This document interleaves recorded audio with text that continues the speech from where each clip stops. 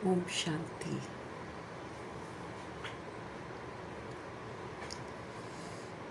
बाबा कहे बाप समान बनना है तो ये जो देह का मैपन है, इस देह के मैपन को ख़त्म करना है। इसलिए सारे दिन में जब भी मैं बोलते हैं तो बाबा कहते सिर्फ मैं नहीं बोलो, सिर्फ मैं से बॉडी कॉन्शियसनेस में आ जाते हैं, अभिमान आ जाता है, उससे फिर अपमान भी अनुभव होता है, दिल शिकस्त भी बन जाते हैं। बॉडी कॉन्शियस का मैं तो हमारे स्वप्न में भी ना आए, इसलिए सिर्फ मैं नहीं बोलो, मैं आत्मा बोलो। कोई भी बात करते हैं मैं आत्मा, और मैं कौन सी आत्मा, इसके ऊंचे ऊंचे स्वमान बाबा ने दे रखे हैं जिसको प्रैक्टिकल में यूज़ करना है। बाबा कह रहे हैं कि जिस दृष्टि से मैं तुम्हें देखता हूँ उस दृष्टि से तुम अपने आप को देखो तो तुम पावरफुल बन जाओगे। तो जितना स्वमान है उस स्वमान की दृष्टि से बाबा हमको देखते हैं, तो वो दृष्टि से ही हमको खुद को देखना है और उसी दृष्टि से हमको संकल्प बोल कर्म में आना है। इस देह के मैंपन की पूंछ को जलाना है, क्योंकि 63 जन्मों से हम ये मैं कर रहे हैं और देह के अभिमान में आ गए हैं। अब बाबा कहते हैं मैं आत्मा, मैं आत्मा, मैं आत्मा, मैं विश्व कल्याणकारी आत्मा, मैं विघ्न विनाशक आत्मा, मैं त्रिकालदर्शी आत्मा। तो सारा ऊंचा ऊंचा पोजीशन हो गया। मैं सर्व शक्तिमान आत्मा, मैं हनुमान आत्मा, मैं महावीर आत्मा। ये स्वमान जो ऊंचे ऊंचे हैं ये मेरी रियलिटी है, लेकिन हम देह अभिमान में इतने कमज़ोर हो गए हैं कि हम बार बार बॉडी कॉन्शियसनेस में आते हैं, बार बार अभिमान अनुभव करते हैं, और जब अभिमान आता है तो अपमान भी अनुभव करते हैं। कोई कुछ कह देता है तो हमको बुरा लगता है। तो फिर से हमको अपनी ओरिजिनलिटी में लौटना है, हमें बाप समान बनना है। सच्चाई जो है उसको स्वीकार करना है और जो झूठ मैंने धारण किया है उसको छोड़ते जाना है। भिन्न भिन्न विधियों से, युक्तियों से हम आत्माओं को सत्य की तरफ ले जाने वाले शिव पिता परमात्मा जी का तहे दिल से हम धन्यवाद करेंगे। और हमेशा ही मैं आत्मा का पाठ पक्का करने वाले व्यक्त ब्रह्मा, अव्यक्त ब्रह्मा, गुप्त बड़ी माँ, big brother, great great grandfather का रोल प्ले करने वाली आत्मा ब्रह्मा जी का तहे दिल से धन्यवाद करेंगे। धन्यवाद करते हुए दोनों ज़बरदस्त लाइट्स को हाजिर नाजिर करते हुए मीठे प्यारे शिव पिता परमात्मा जी के महावाक्य हम उन्हीं से समझेंगे। ये समझ पूरे वायुमंडल में फैले, पूरे तत्वों में फैले, पूरी प्रकृति में फैले। दिल से हम सब दुआ करेंगे और मीठे बाबा की मीठी समझ सभी आत्मा भाइयों तक भी पहुँचे, ये दिल से दुआ करेंगे।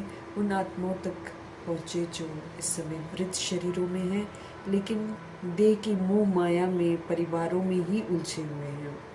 सभी आत्माओं का बुद्धि का योग परमपिता परमात्मा जी के साथ लगे। दिल से हम सब दुआ करेंगे। उन आत्मा भाइयों के लिए बाबा के महावाक्य समर्पित करेंगे जो हम आत्माओं के साथ नकारात्मकता से, शिकवे शिकायतों से जुड़े हुए हैं। सभी आत्माओं का बुद्धि का योग हम आत्माओं से हटे, परमात्मा के साथ लगे। उन रूहों के लिए बाबा की मुरली समर्पित करेंगे जो हमारे साथ लौकिक में कनेक्टेड है। सभी आत्माओं का बुद्धि का योग हम आत्माओं से हटे और परमात्मा जी के साथ लगे। उन आत्माओं के लिए समर्पित करेंगे जो इस समय आकारी शरीरों में है, रोज़ शरीर छोड़ रहे हैं, और जो उनसे संबंधित रूहें हैं जो रो रही हैं, बिलख रही हैं, सभी तक परमात्मा की समझ पहुँचे, परमात्मा का सुकून पहुँचे, हर आत्मा को सत्य पता चले, हर आत्मा का बुद्धि का योग सत्य परमपिता परमात्मा के साथ जुड़े। दिल से हम सब दुआ करें।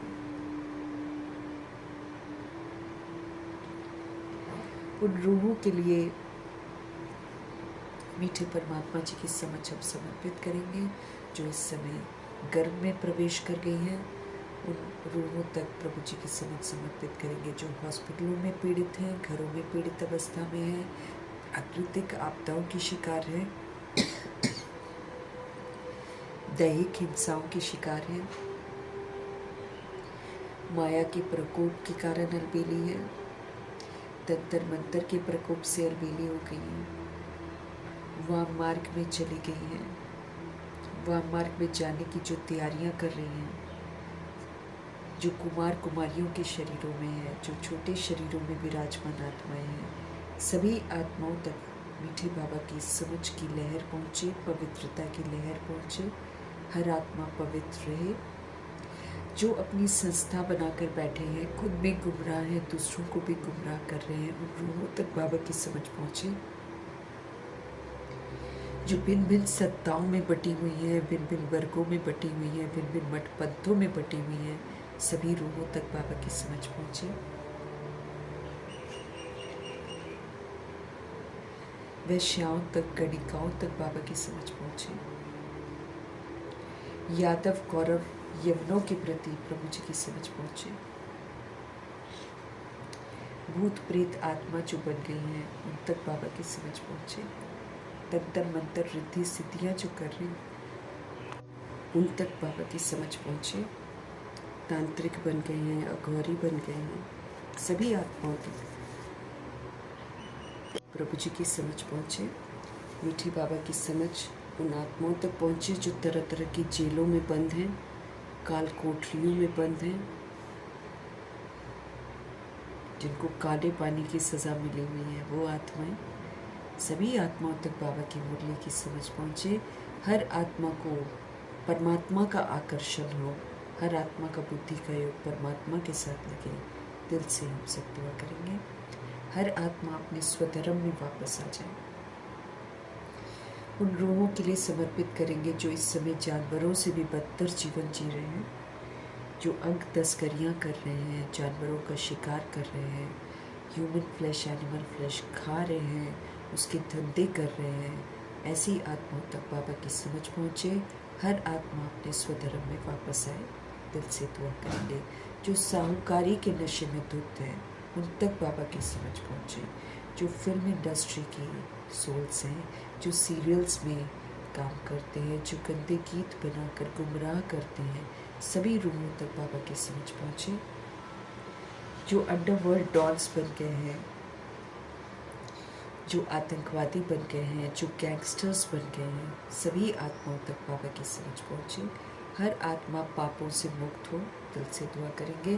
फिर उन स्थानों तक, उन लोगों तक बाबा की समझ पहुँचे जहाँ अभी तक पहुँची नहीं है, और अगर पहुँचती है तो आत्माएं सुनने को तैयार नहीं है। उन रूहों तक बाबा की समझ पहुँचे।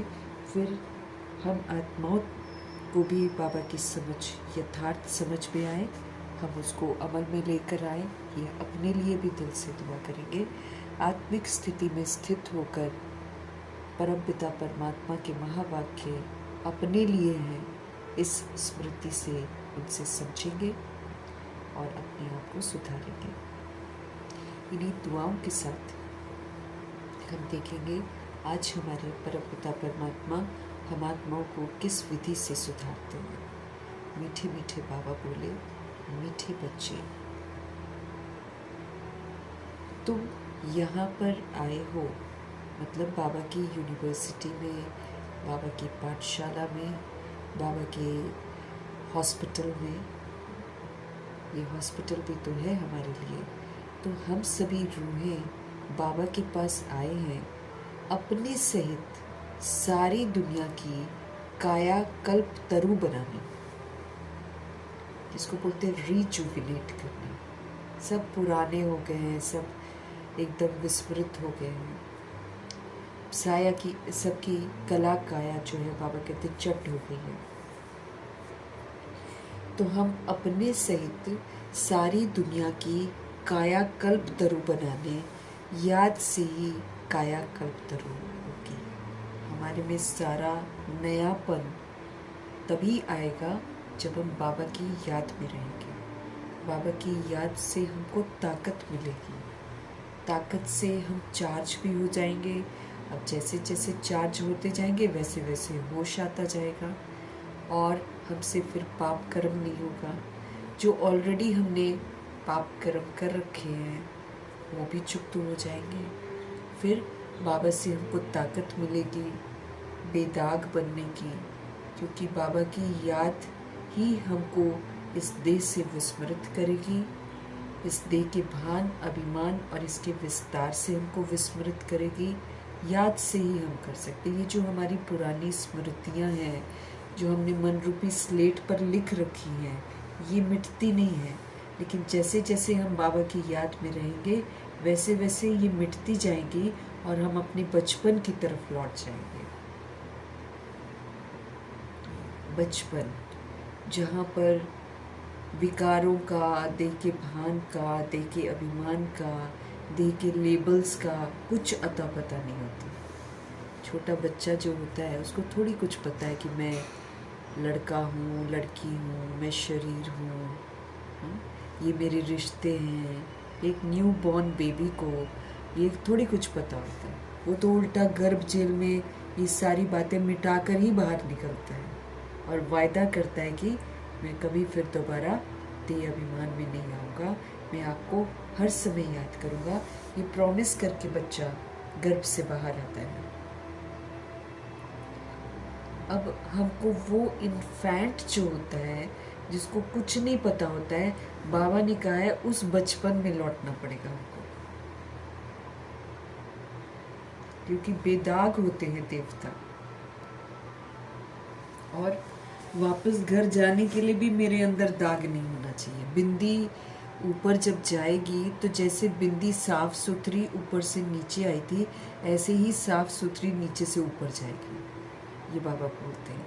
इसलिए मुझे विस्तार तो सारा मिटाना पड़ेगा। दो तरीके हैं, या तो हम याद से मिटा लें, या फिर धर्मराजपुरी में जब सज़ा मिलती है तो फिर आत्मा सज़ा खाकर वापस अपने उसी ओरिजिनलिटी और इनोसेंस में लौटती है। लौटना ही पड़ता है। यहाँ की यादों के साथ हम ऊपर नहीं जा सकते। यहाँ की यादों को तो मिटाना ही पड़ेगा, ये तो वापस घर एंट्री नहीं है और जाना भी सबको। तो इतना जो हमको बेदाग बनना है, सब कुछ बुद्धि से मिटाना है, इतना जो हमको सर्वगुणों से संपन्न बनना है, इतना जो हमको संपूर्ण निर्विकारी बनना है, इतना जो हमको मर्यादा में रहकर पुरुषोत्तम बनना है, इतना जो हमको सर्व तरह की स्थूल और सूक्ष्म हिंसाओं से मुक्त होना है, ये सब याद से ही होगा। बिना याद से हम नहीं कुछ कर सकते, ताकत ही नहीं आएगी। ताकत तो बाबा से ही लेनी है, नहीं तो इसी जीवन की, मतलब ये वाला जो हमारा जन्म है, 83वां जन्म, इस 83वें जन्म में जो हमारे साथ बचपन से हुआ है वही नहीं मिटता, तो बाकी बातें क्या मिटेंगी? पुरानी कहाँ से? सब लिखी हुई है मन रूपी स्लेट में, उसी से हमारे संस्कार इतने खड़े हो गए हैं। अब हमको सारी स्मृतियाँ जो हैं पुरानी, उनको मिटाना है। मिटाने में मददगार हमारे शिव बाबा बनते हैं। इसलिए कायाकल्प तरु मीन्स बिल्कुल न्यू बनना है, एकदम न्यू। कोई भी दैहिक स्मृति हमारे अंदर रहनी नहीं चाहिए, क्योंकि हम उड़ ही नहीं पाएंगे। इसलिए बार बार हमको आत्मा का पाठ पक्का करना है, बार बार हमको पावरफुल बनने के लिए जो विधियां हैं वो अपनानी है, बार बार। मीठे बच्चे, आज फिर से याद दिला रहे हैं कि तुम मेरे पास क्यों आए हो। तुम यहाँ आए हो अपने सहित सारी दुनिया की काया को कल्प तरु बनाने के लिए, फिर से नया बनाने के लिए याद से ही काया कल्प तरु होगी। बिना याद के हम नहीं कर सकते। और वो भी याद कौन सी?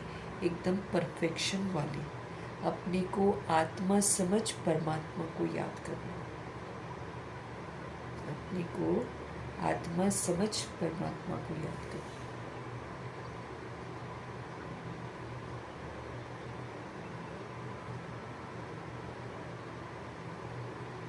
प्रश्न है,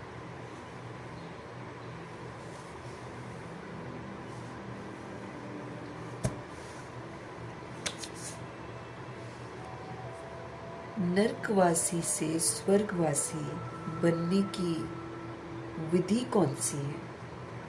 अब हम नरकवासी तो बन गए, अब हमको बनना है स्वर्गवासी। एक तो हमको वापस घर जाने के लिए एकदम बेदाग बनना है, सतोगुणी बनना है हमको। और दूसरा फिर हमको स्वर्गवासी भी बनना है।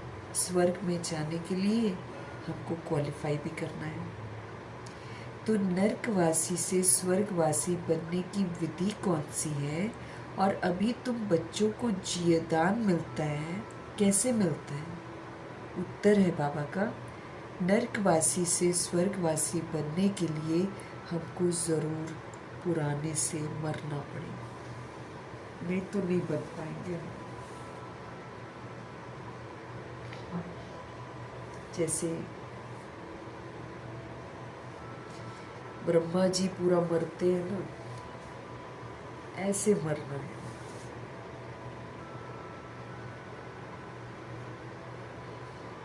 वो दादा लेखराज दोबारा नहीं बने हैं, एक बार मर के। दादा लेखराज के रूप में वो जैसे थे, हालांकि वो गंदे तो थे ही नहीं, उसमें भी वो बहुत अच्छे थे, लेकिन फिर भी दादा लेखराज का कुछ तो बॉडी कॉन्शियसनेस है ना, लेकिन सारा मिटा दिया।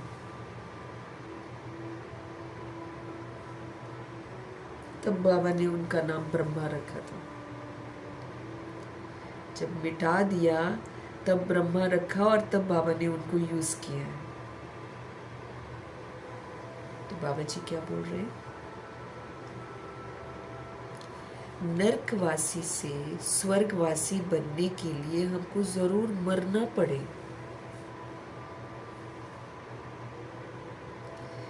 बाबा हमारे कहते हैं, मैं आया हूं तुम सबको मौत देने।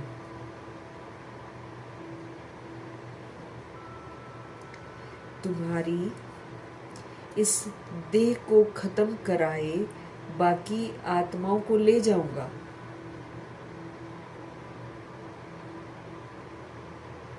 यही सच्चा जीवदान है, नहीं तो हम सब मरे पड़े हैं। सारी दुनिया बाबा कहते मरी पड़ी है, सब कब्रिस्तान है। अब देखो, जिसको याद ही नहीं है कि वो आत्मा है, तो मरा ही हुआ है ना। बाबा कहते इसके लिए ये महाभारत लड़ाई है, जिसमें सबका विनाश हो जाएगा। अब रूह तो मरती नहीं है, रूह तो नहीं मरेगी, लेकिन सबका विनाश होगा, इसलिए ताकि रूह देखे कि जिसको मेरा मेरा मैं कहती हूँ, उसमें से तो कुछ भी मेरा नहीं है।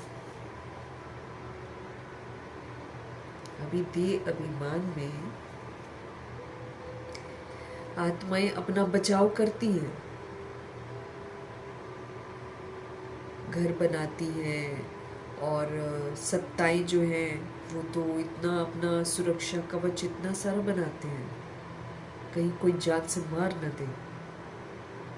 उसके लिए देखो कितना प्रोटेक्शन, कितने करोड़ों रुपए लोग खर्च करते हैं। फिल्म इंडस्ट्री की जो रूहें बहुत पॉपुलर है, या फिर जो बहुत साहूकार हैं, सब लोग अपनी सुरक्षा के लिए कितना सब कुछ इंतज़ाम करते हैं, और समझते हैं कि हम बिल्कुल अब सेफ हैं। लेकिन ये जो विनाश है, ये जो विनाशकारी यादव है, ये सोचते हम बच जाएंगे और सबको विनाश हम कर देंगे, और हम फिर पॉपुलेशन जब कम हो जाएगी ना तो फिर हम लोग राज करेंगे, एंजॉय करेंगे अपनी लाइफ को। उनको पता ही नहीं है कि मरेंगे। तो ये जो महाभारत लड़ाई है, ये आत्मा का जो देह अभिमान है उसको खत्म करती है ये युद्ध। आत्मा उसमें रियलाइज करती है कि ये सारा जो मेरा मेरा है ये तो झूठ है। फिर वो अपनी बॉडी को भी मरा हुआ देखती है तो रियलाइज करती है। अब जैसे यहाँ 13 दिन वो देखती है, तो जब अंत होता है तब भी तो देखती है वो कि ये तो मेरी बॉडी जिसका हम अभिमान करते थे ये भी मेरी नहीं है।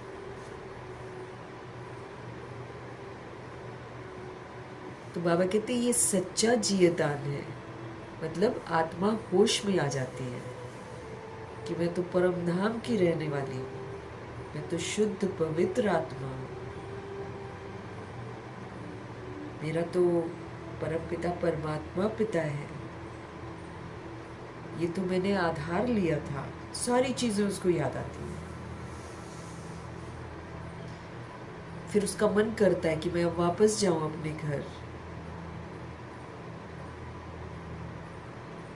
तो जो भी देह के भान और अभिमान में आत्मा बनाती है ना, उन सब का विनाश हो जाता है।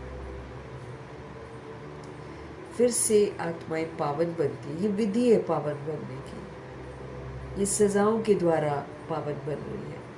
और हम सभी आत्माएं बाबा से पढ़कर और बाबा की याद से पावन बन सकते हैं। ये बाबा ने हमको चांस दिया हुआ है। वो भी डिपेंड करता है कि हम कितना बनते हैं। अब जो नहीं बनते हैं वो फिर हम उसकी सज़ा धर्मराजपुरी में खाते हैं, बच थोड़ी सकते हैं। फिर आत्माएं पावन बनकर वापस घर जाएंगी और फिर जो स्वर्ग के लिए क्वालिफाई किया होगा जिसने, वो स्वर्ग में आएगा। जो पढ़ेगा, जो जितना अभी श्रीमत पर चलकर भारत को स्वर्ग बनाने में मददगार बनेगा, तो जितना जीवन मुक्त होकर जीवन मुक्ति का संस्कार बनाएगा, वो अपने अपने पुरुषार्थ के अनुसार फिर स्वर्ग में आएगा।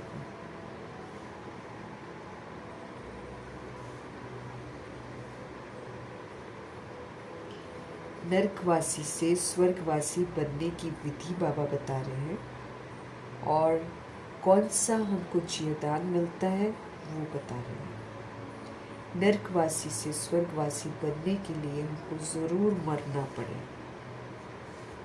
ये बॉडी खत्म होगी तब हम स्वर्ग में जाएंगे। उसके पहले हमको जीते जी मरना है, क्योंकि जीते जी मरेंगे नहीं तो हम स्वर्ग के लिए क्वालिफाई करेंगे नहीं।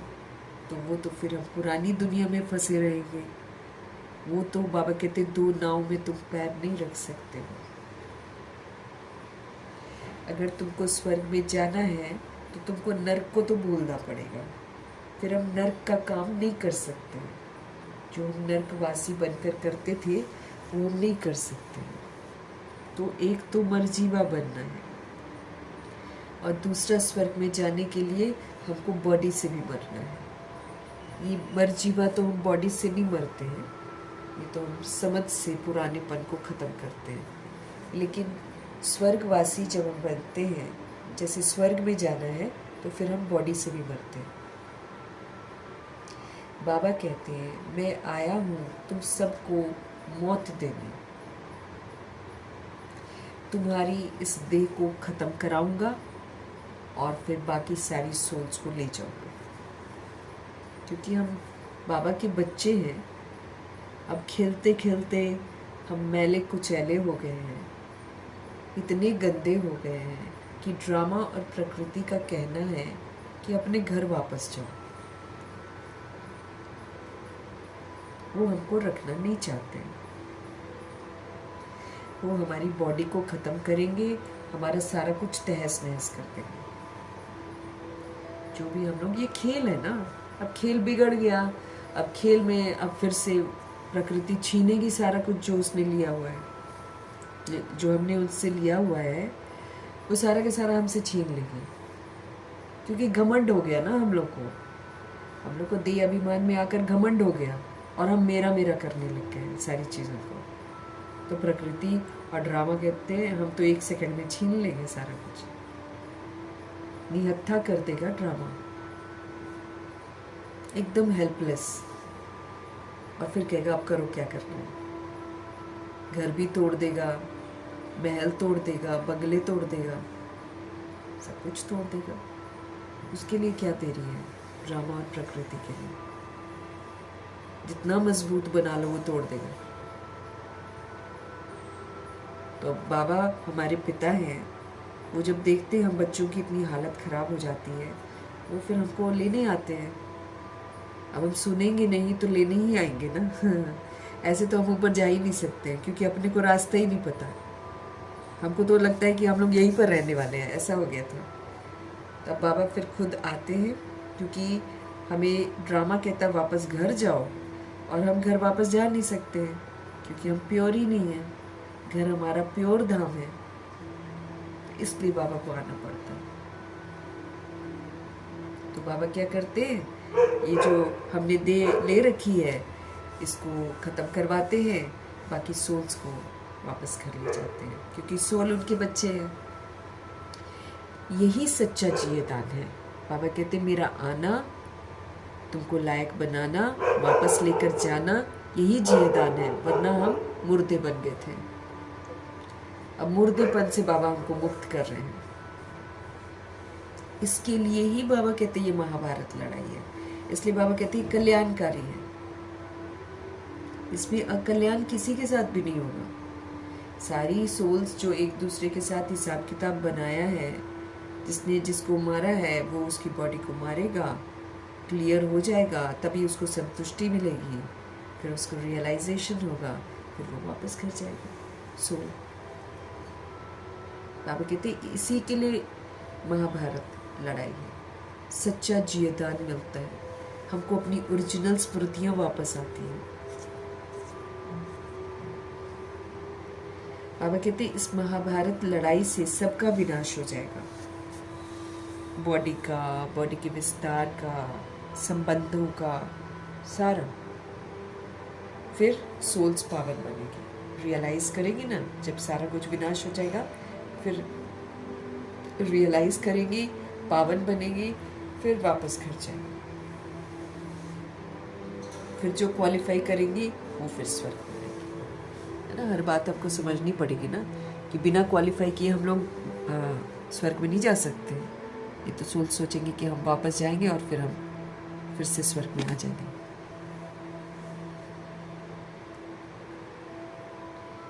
गीत है माता ओ माता। ओम शांति। मीठे मीठे रूहानी बच्चों ने गीत की लाइन सुनी। मीठे मीठे रूहानी बच्चों ने गीत की लाइन सुनी। जगत अम्बा यहाँ भारत में ही गाई जाती है, विदेशों में नहीं गाई जाती है। भारत में ही गायन है, क्योंकि भारत में ही जगत अम्बा बनती है। जगत अम्बा है तो फिर जगत पिता भी जरूर होगा।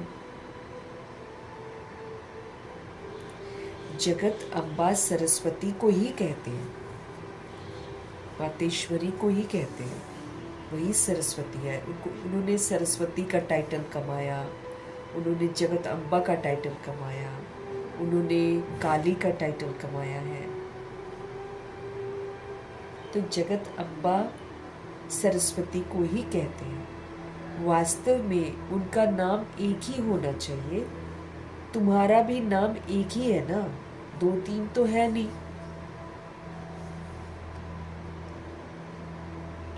अब जगत अम्बा को बरोबर साकार में दिखाते हैं, बॉडी में दिखाते हैं जगत अम्बा को। उनकी मूर्ति बनती है ना जगत अम्बा की। तो बाबा कहते हैं साकार में दिखाते हैं, शरीरधारी है। जगत पिता भी है, जिसको प्रजापिता भी कहा जाता है। जैसे सारे जगत की अम्मा है, वैसे सारे जगत का पिता भी है। जैसे कल बाबा बोल रहे थे ना, माताओं का संगठन चाहिए बाबा को। फिर विशेषताएं भी बाबा ने बताई। तो जगत अम्बा भले बॉडी छोटी थी, कुमारी भी थी, लेकिन फिर भी इनको माँ का दर्जा मिला है। ब्रह्मा जी मेल है, लेकिन फिर भी ब्रह्मा जी को भी माँ का दर्जा मिला है। क्यों? क्योंकि ये विश्व की एक एक रूह का भला करती है। माँ का रोल, पिता का रोल, माँ और पिता के लिए तो फिर सारी सोल्स जो है अब जगत में है, तो फिर ये लोग माँ वाला रोल प्ले करते हैं। एक एक बच्चे के लिए शुभ भावना, शुभकामना, उसका भला करना, उसको सकाश देना, ये सारा कार्य दोनों करते हैं, शिव ब्रह्मा जी भी और मातेश्वरी जी भी। इसलिए इनको ये वाला टाइटल मिला।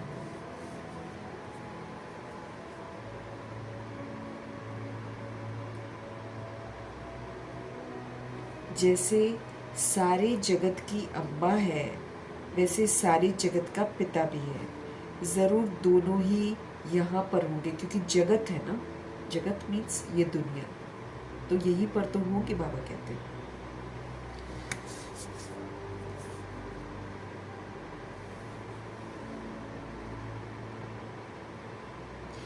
दोनों का नाम भी सुनाया, दोनों है प्रजापिता और प्रजा माता। अब दूसरा जगत पिता कहा जाता है निराकार शिव बाबा को भी। शिव बाबा को भी जगत पिता कहा जाता है।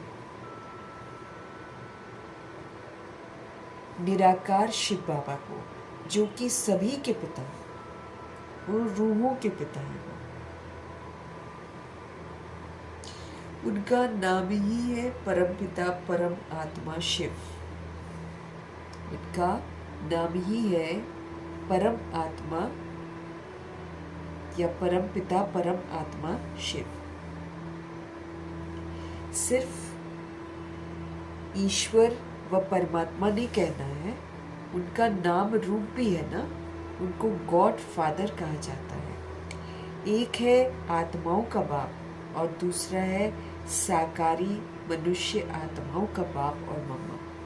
बॉडी का मदर फादर और एक है सोल्स का फादर। आत्माओं का बाप और मम्मा, मनुष्य आत्माओं का बाप, साकारी मनुष्य आत्मा। शिव है आत्माओं का पिता।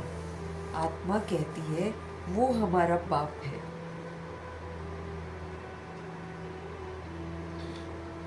फिर आत्मा को ये साकार शरीर मिलता है, बॉडी मिलता है 5 तत्वों का, तो कहते हैं ब्रह्मा बाबा तो 2 बाप हो गए, कि प्रजा का पिता हो गए बॉडी में, और वो हम आत्माओं के पिता हो गए। वो अविनाशी रिश्ता है। ये सूक्ष्म वतन, ये जब संगम युग आता है तब ये वाला हमारा रिश्ता बनता है, प्रजापिता ब्रह्मा और ब्राह्मणों का।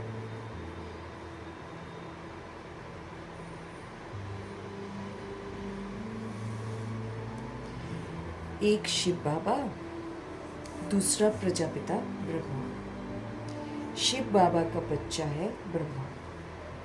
नया जन्म, नया सब कुछ है ना, तो फिर ब्रह्मा जी शिव बाबा का बच्चा है।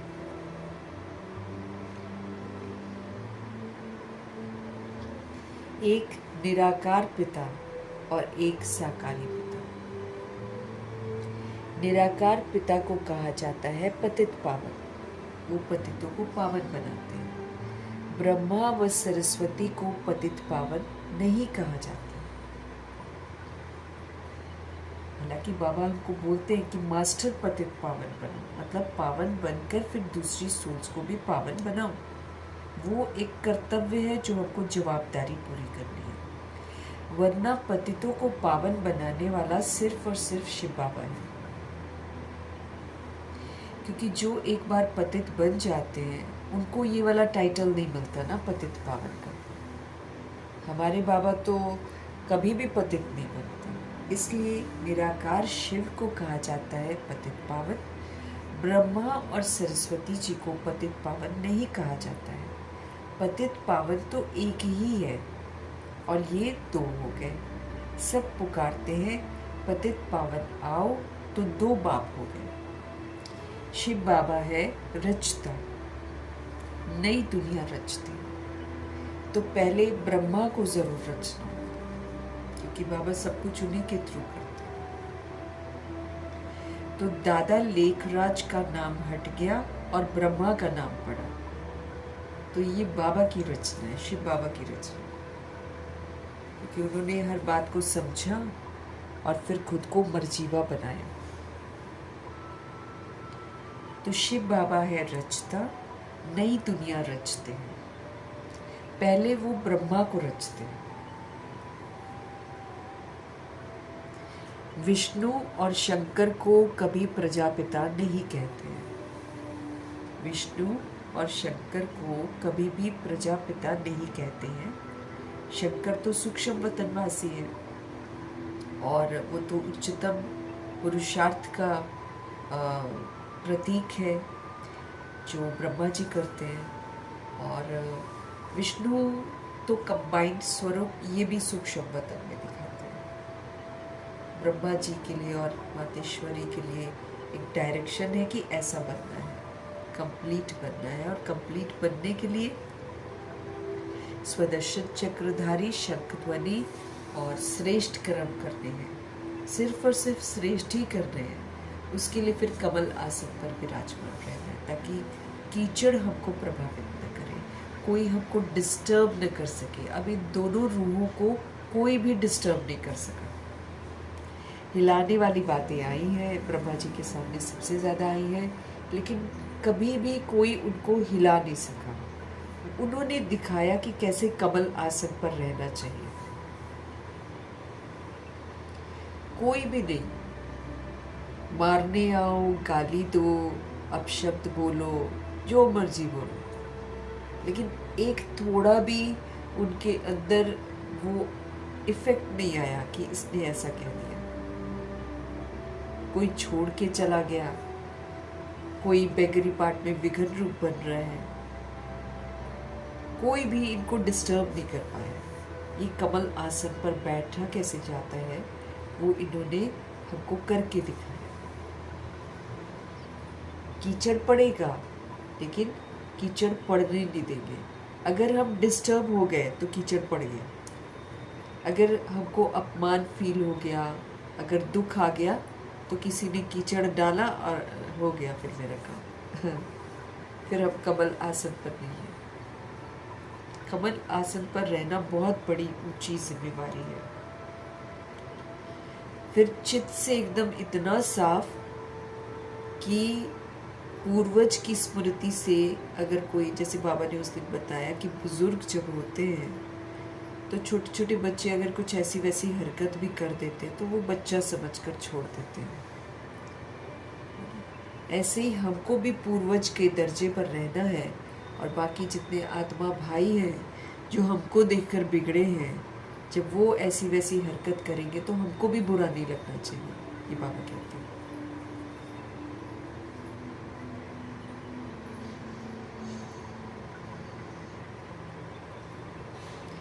हमको भी बुरा नहीं लगना चाहिए।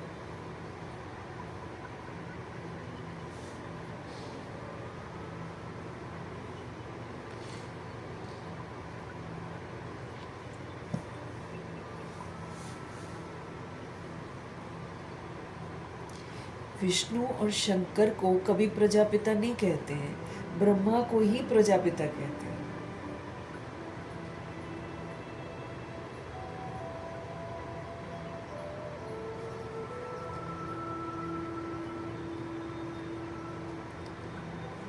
बाबा कहते हैं तो शिव बाबा प्रजापिता ब्रह्मा के द्वारा हमको अडॉप्ट करते हैं। पहले बाबा ब्रह्मा रचते हैं, मतलब दादा लेखराज जो हैं वो अपने आप को मर्जीवा बनाते हैं। बिल्कुल नया जब वो बन जाते हैं तब बाबा उनका नाम ब्रह्मा रखते हैं।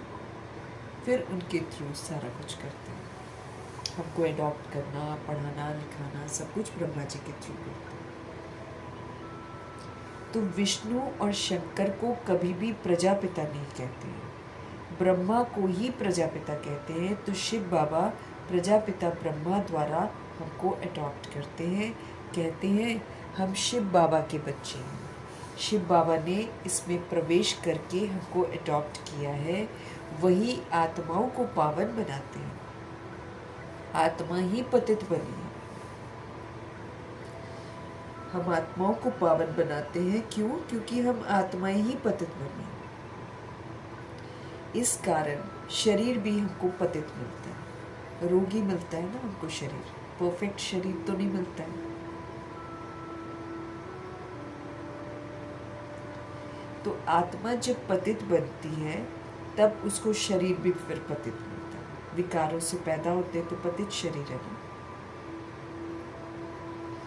सोना जो थी आत्मा, तो उसको गोल्डन एजेड शरीर मिलता है, और जब उससे कम होती है, सिल्वर होती है, तो फिर सिल्वर एजेड शरीर मिलता है। तो लक्ष्मी नारायण का शरीर और राम सीता के शरीर में फर्क है।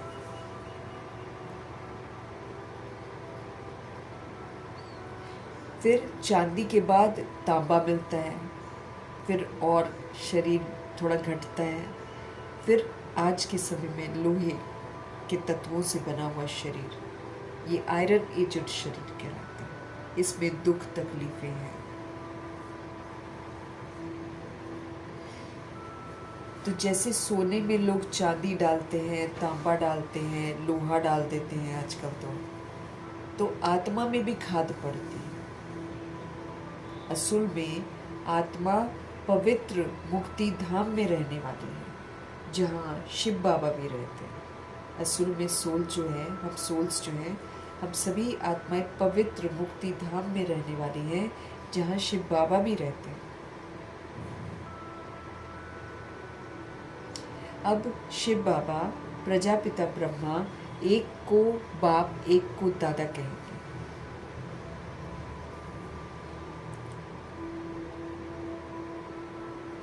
ये तो तुम जानते हो कि सब मनुष्य मात्र शिव की ही संतान है। शिव वंशी फिर है ब्रह्मा कुमार कुमारियां। शिव बाबा और दादा इकट्ठे हैं। शिव बाबा इसमें विराजमान है, हमको ब्राह्मण बनाकर हमको राजयोग सिखाते हैं। ब्रह्मा जी का आधार लेकर शिव बाबा हमको ब्राह्मण बनाते हैं, अडॉप्ट करते हैं, फिर हमको राजयोग सिखाते हैं, मनुष्य को देवता बनाने के लिए। देवताएं रहते हैं सतयुग में, देवताएं रहते हैं सतयुग में। देवताओं को पतित पावन ज्ञान का सागर नहीं कहा जाता है। देवताएं जो हैं उनको नहीं पतित पावन कहते हैं, उनको ज्ञान का सागर नहीं कह सकते हैं।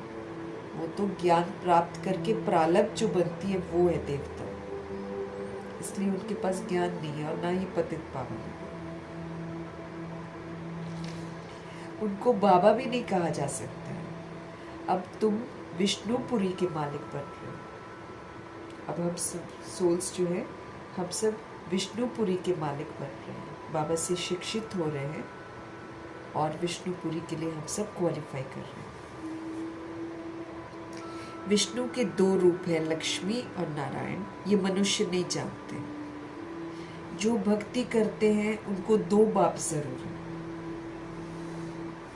सतयुग में एक बाप होता है,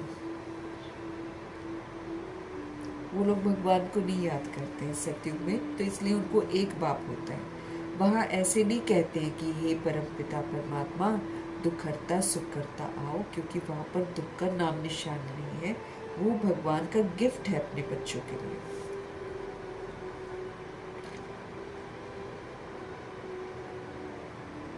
वहाँ तो देवी देवताओं का राज्य था। वे कभी भी हे गॉड फादर लिबरेटर नहीं कहेंगे। वो कभी भी हे गॉड फादर लिबरेटर नहीं कहेंगे। वहाँ कोई पतित दुखी होते ही नहीं है, जो पतित पावन को बुलाया जाए। तुम जानते हो, भारत में आज से 5000 वर्ष पहले देवी देवताओं का राज्य था। पीछे फिर 1250 वर्ष के बाद होता है राम सीता का राज्य।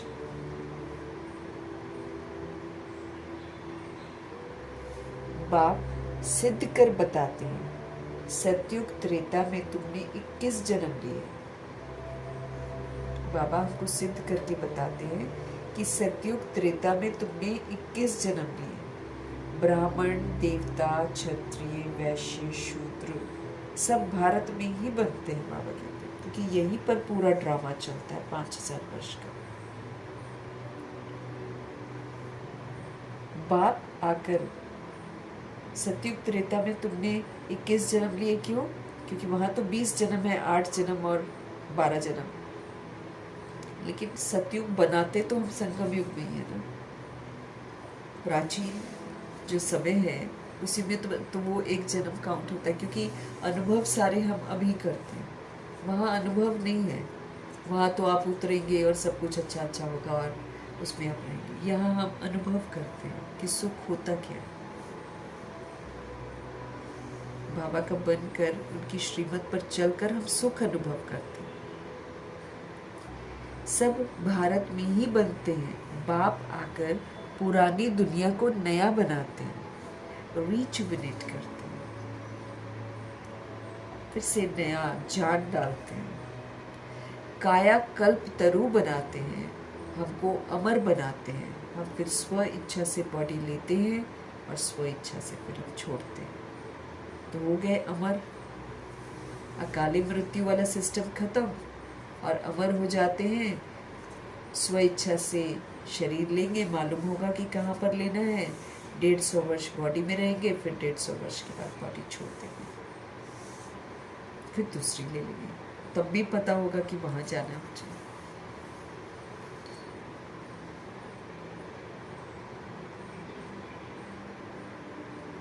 तुम बच्चों को बाप आकर अमर लोक का मालिक बनाते हैं। जब भारत अमर लोक था तब देवताओं का राज्य था, बाबा कहते हैं। जब अमर लोक था भारत, तब देवता ही राज्य करते थे। सीढ़ी उतरते उतरते मृत्यु लोक के आकर मालिक बन गए हैं।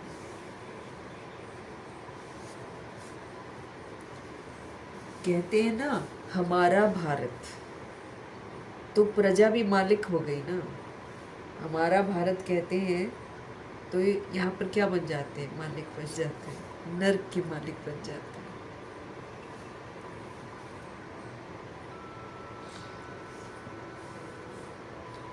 तुम भी कहेंगे हमारा भारत। हम भारत के मालिक थे, परंतु नर्कवासी थे। देवताएं कहेंगे हम स्वर्गवासी हैं। तुम भी स्वर्गवासी थे, फिर 84 जन्म भोग कर तुम नरकवासी बने। यहाँ भारत में ही शिव बाबा जन्म लेते हैं। शिवरात्रि और शिव जयंती इसीलिए गाई जाती है।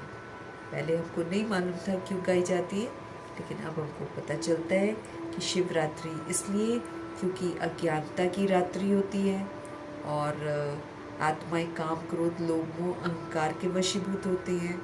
तो बाबा जब आते हैं तो ये रात्रि की समाप्ति होती है। और शिव जयंती ऑफ कोर्स उनका जन्म जो होता है वो हम आत्माओं के कल्याण के लिए होता है। तो इसीलिए शिव जयंती कहते हैं। और शिव जयंती के बाद कृष्ण जयंती होती है, क्योंकि शिव के आने के बाद बाबा की शिक्षाओं से आत्मा जो है श्री कृष्ण का दर्जा लेती है। इसीलिए शिव जयंती के बाद श्री कृष्ण जयंती होती है। उनकी तो वेला भी बताते हैं, श्री कृष्ण की तो वेला भी बताते हैं कि फलाने समय माता के गर्भ से जन्म हुआ। अब वो तो दिखा देते जेल वगैरह में हुआ, ऐसा तो उनका जन्म होगा नहीं। उनका जन्म तो बहुत अच्छे महलों में हुए होंगे। तो फलाने समय माता के गर्भ से जन्म हुआ, ऐसा वो लोग बताते हैं। सतयुग में जन्म तो जरूर माता के गर्भ से लिया होगा। श्री कृष्ण जयंती होती है सतयुग नई दुनिया में, फिर पुनर्जन्म में आने लगा। जहाँ पे जन्म को लेंगे वो सच्चा ही तो जगह होगी ना। यूँ तो 111 से सचखंड की शुरुआत होगी, लेकिन जहाँ श्री कृष्ण जी पैदा होंगे वहाँ भी स्वर्ग मिसल ही होगा सब कुछ। एकदम पवित्र धरा होगी, पवित्र घर होगा जहाँ जन्म लेंगे। तो श्री कृष्ण जयंती होती है सतयुग नई दुनिया में, फिर पुनर्जन्म में आने लगा। बाबा सिर्फ एक की बात नहीं करते हैं, कृष्णपुरी सो विष्णुपुरी। राजाएं उतरते हैं तो सारी डिनेस्टी भी उतरती है साथ में। अब लक्ष्मी नारायण जी जब आएंगे तो 108 आत्माएं भी होंगी और साथ में 9 लाख प्रजा भी होगी। तो राजाएं उतरते हैं तो सारी डिनेस्टी भी उतरती है, उसमें राजा रानी प्रजा सब आ जाते हैं। जब चंद्रवंशी का राज्य होता है तो सूर्यवंशी का राज्य पास्ट हो गया, फिर वो भी पुनर्जन्म में आते चंद्रवंशी बन जाते हैं। लेकिन कुछ होते हैं जो चंद्रवंशी, राम और सीता, ये फिर उस समय ऊपर से नीचे आते हैं।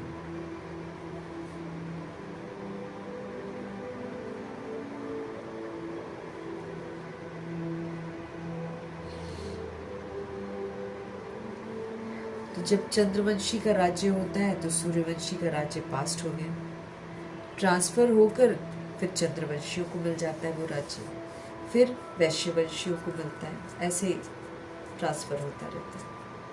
अब तुम समझते हो, हम ब्राह्मण कुल के हैं चोटी, सबसे टॉप में हम लोग हैं। चोटी के ऊपर है बाप। हम पहले ब्राह्मण थे, फिर शूद्र अथवा पैर बने। शूद्र बन गए तो पैर बन गए। अब नीचे मतलब हम लोग गिर गए ना, तो बॉडी को ही देखते हैं सारे। आजकल क्या करते हैं लोग, जूते देखते हैं कितने महंगे डाले, मेल्स में खास तौर पे। उससे समझते हैं कि ये मतलब डिग्निफाइड बंदा है, ऐसा दिमाग हो गया है। भ्रिकुटी में तो किसी की नजर जाती नहीं है, अब तो शरीरों पर ही जाती है। नीचे गिर गए ना, इसीलिए पैर दिखाते हैं। पैर से एकदम चोटी बनते हो। अब हम नीचे से एकदम ऊपर जाते हैं फिर से। पहले शिव बाबा, फिर है चोटी। बाबा ने तुमको ब्राह्मण बनाया है, याद दिला रहे हैं कि मैंने तुमको ब्राह्मण बनाया है। तो ब्राह्मण मीन्स अब पवित्र रहना है, बस मन से, वचन से, कर्म से। कोई एक्सक्यूज नहीं सुनेंगे बाबा।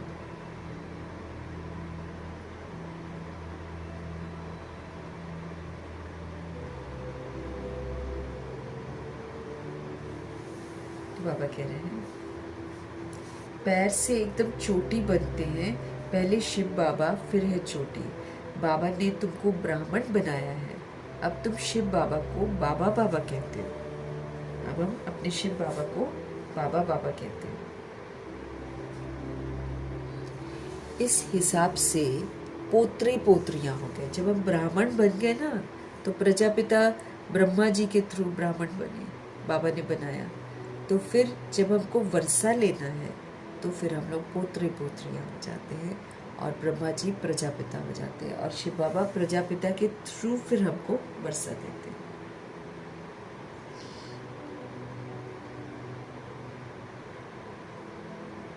तुम जानते हो कि हम सब ब्रह्मा की संतान हैं, ब्राह्मण और ब्राह्मणी। हम सभी अभी ब्रह्मा की संतान हैं, ब्राह्मण और ब्राह्मणी। एक बाप के हम सब बच्चे। तो क्या रिलेशन हो गया हमारा? ब्रदर सिस्टर का। जब बॉडी में है तो ब्रदर सिस्टर है। और बाबा कहते हैं ब्राह्मण ब्राह्मणियां, एक बाप के हम सब बच्चे हैं। तो भाई बहन कभी भी क्रिमिनल असॉल्ट कर नहीं सकते। विकार में जा नहीं सकते हैं, एक दूसरे के प्रति दैहिक दृष्टि वृत्ति नहीं रख सकते, क्योंकि यहाँ पर दृष्टि वृत्ति से भी काम विकार हो जाते हैं। एक बाप के हम सब बच्चे ब्रदर सिस्टर कभी भी क्रिमिनल एसॉल्ट कर नहीं सकते। दैहिक दृष्टि से हमको नहीं देखना है एक दूसरे को।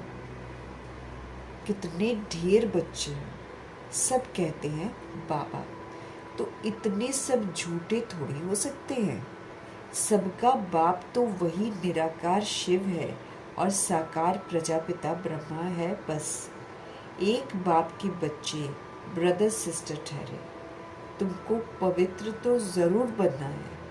स्त्री पुरुष पवित्र कैसे बने, इसलिए ये युक्ति जो है ना ड्रामा में नूदी हुई है कि बाबा एक परिवार आकर रचते हैं, फादर बनते हैं, फिर ब्रह्मा माँ हो गई, फिर उनके थ्रू सबको अडॉप्ट करते हैं, एक नया परिवार हो गया ब्रदर सिस्टर वाला, ऐसे करके।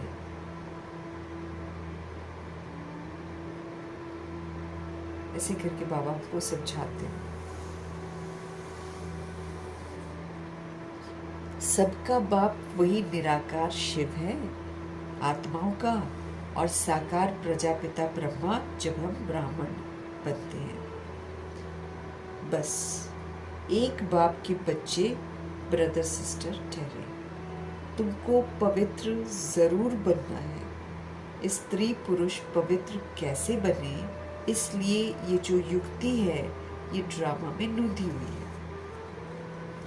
यहाँ सिर्फ ब्रह्मा कुमार ब्रह्मा कुमारियाँ हैं, कोई शूद्र कुमार कुमारी है नहीं। बाबा के घर में बाबा कहते हैं यहाँ पर सब ब्रह्मा कुमार ब्रह्मा कुमारियाँ हैं, यहाँ पर कोई भी शूद्र कुमार कुमारी नहीं होनी चाहिए। तो हमारे में शूद्रपना नहीं होना चाहिए। वो है पतित शूद्र तुच्छ बुद्धि, क्योंकि बाप को नहीं जानते हैं। दुनिया में सभी सोल्स कैसी बन गई, पतित हो गई, शूद्र हो गई, तुच्छ बुद्धि हो गई। क्यों? क्योंकि बाबा को नहीं जानते। कहते हैं ओ गॉड फादर। अच्छा, उनका ऑक्यूपेशन पता है? नाम रूप देश काल बताओ, उनकी जीवन कहानी बताओ। अगर नहीं जानते हो तो फिर तुम नास्तिक ठहरो। अगर हम बाबा को नहीं जानते हैं कि वो ज्योति बिंदु है, वो परम धाम में रहते हैं, उनका नाम शिव है, अगर हम सोल्स ये नहीं जानते हैं और वो स्वदेश जो है परम धाम वहाँ के रहने वाले हैं, ज्योति बिंदु हैं और अकाल मूर्त हैं, उनको कभी भी वो कभी भी हमारी तरह बॉडी लेकर भी नहीं मरते, हमेशा वो अमर हैं।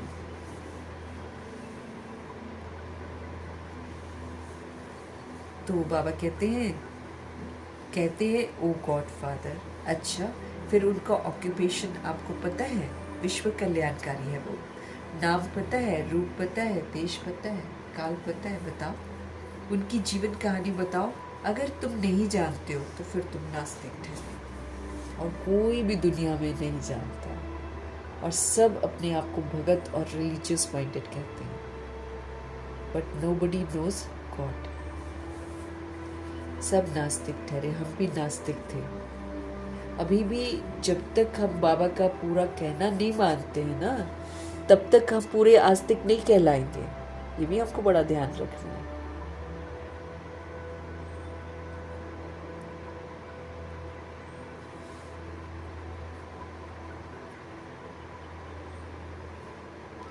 रचता और रचना के आदि मध्य अंत को नहीं जानते, वो है ही पतित दुनिया। सतयुग पावन दुनिया, कलयुग को पतित दुनिया कहा जाता है। इस समय बिल्कुल सोल्स तमो प्रधान हो गई है, इसलिए इसको रौरव नर्क कहा जाता है। इनकी भी स्टेजेस होती है। द्वापर से नर्क बनना शुरू होता है और फिर वृद्धि को पाता रहता है। द्वापर से नर्क बनना शुरू होता है और फिर वृद्धि को पाता है। भक्ति भी पहले सतो प्रधान अव्यभिचारी थी। भक्ति जो है वो भी पहले सतो प्रधान थी, अव्यभिचारी थी, फिर सतो रजो तमो हो जाती है।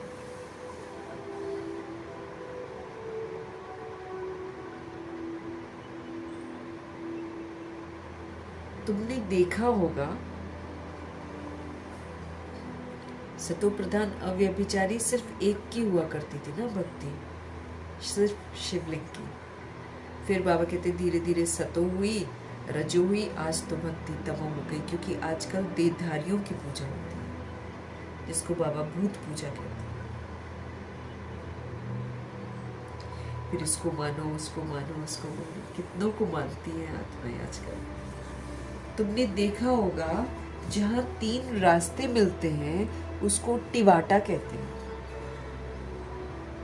3 रास्ते जहाँ लोग जादू टोने आजकल करते हैं या अपने उतारे करते हैं चौराहों पर और 3 रास्ते पर, तो 3 रास्ता जो है ना उसको टिवाटा कहते हैं। उस पर तेल आदि चढ़ाते हैं, माथा झुकाते हैं। अब कहाँ शिव बाबा की पूजा और कहाँ टिवाटे की पूजा करनी शुरू करती है। इसको कहा जाता है एकदम तमो प्रधान भक्ति। चराहों की भी पूजा होती है, पानी की भी पूजा होती है। तो इसलिए बाबा कहते हैं इसको तमो प्रधान भक्ति कहते हैं।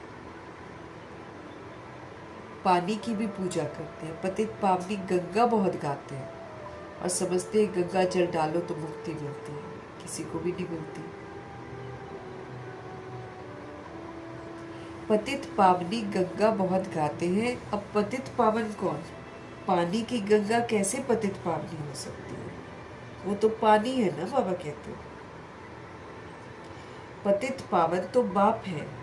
शिव जयंती भी भारत में होती है तो जरूर भारत में ही आते होंगे ना, पतितों को पावन देवता बनाने के लिए। ब्रह्मा तन में आकर मनुष्यों को देवता बनाते हैं।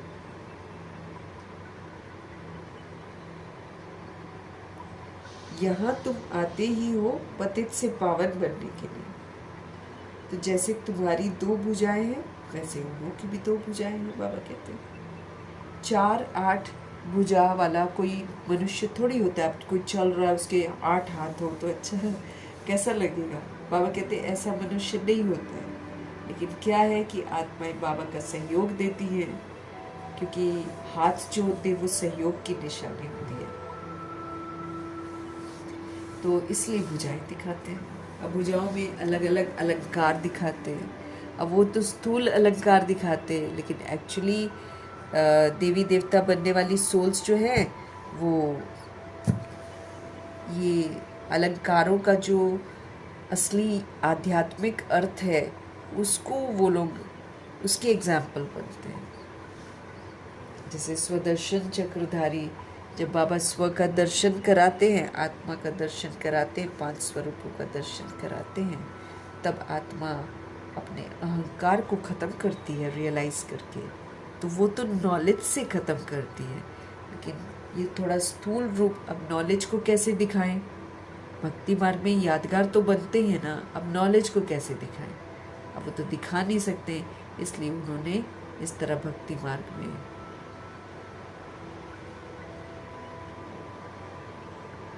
वो फिर बाबा कहते हैं भक्ति मार्ग में फिर स्थूल दिखा देते हैं। वो ये दिखाते हैं कि ये अंतिम शस्त्र है जो यूज़ होता है, कृष्ण जी और विष्णु जी यूज़ करते हैं, और ये जब छूटता है तो किसी का गला कटता ही कटता है, ऐसा वो दिखा देते हैं।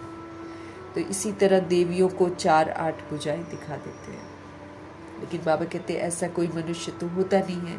फिर ये अलंकार उनके हाथ में दे दिए हैं।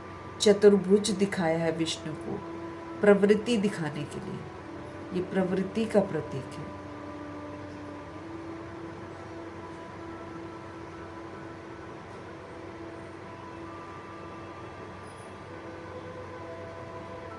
तो चतुर्भुज दिखाया है किस बात के लिए प्रवृत्ति दिखाने के लिए कि गृहस्थ होता है, लेकिन वहाँ पर गृहस्थ आश्रम होता है।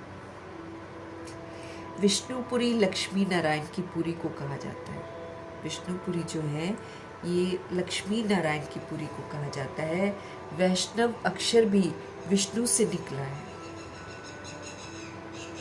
देवताएं वैष्णव थे, किसी भी तरह की हिंसा नहीं। देखना भी हिंसा है। दैहिक दृष्टि वृत्ति ये सब कुछ हिंसा कहलाती है। लेकिन ये जो वैष्णव होते हैं देवताएं, ये तो देखते ही नहीं है, तब बनते हैं वैष्णव। बाबा कहते देवताएं वैष्णव थे, वल्लभाचारी वैष्णव होते हैं, वेजिटेरियन। वो कोई भी निर्विकारी नहीं होते हैं। बाबा कहते वेजिटेरियन तो कह देते हैं अपने आप को, लेकिन निर्विकारी थोड़ी होते हैं। बॉडी कॉन्शियस तो वो भी होते हैं। ये जो वल्लभाचारी वैष्णव है, बाबा कहते वो निर्विकारी नहीं होते हैं, उन्हों की बड़ी हवेलियां होती हैं। वैष्णव का अर्थ ही नहीं समझते हैं वो लोग। विष्णुपुरी में रहने वालों को वैष्णव कहा जाता है। जो विष्णुपुरी में रहते हैं वो वैष्णव कहलाते हैं। और वैसा वैष्णव फिर हमको यहाँ पर बनना पड़ता है। यहीं से संस्कार लेकर जाएंगे। वैष्णव पवित्र को कहा जाता है। राधे कृष्ण का अलग मंदिर है, लक्ष्मी नारायण का अलग मंदिर बना दिया, जबकि दोनों एक ही हैं। जो राधे हैं कृष्ण है वही लक्ष्मी नारायण बनते हैं।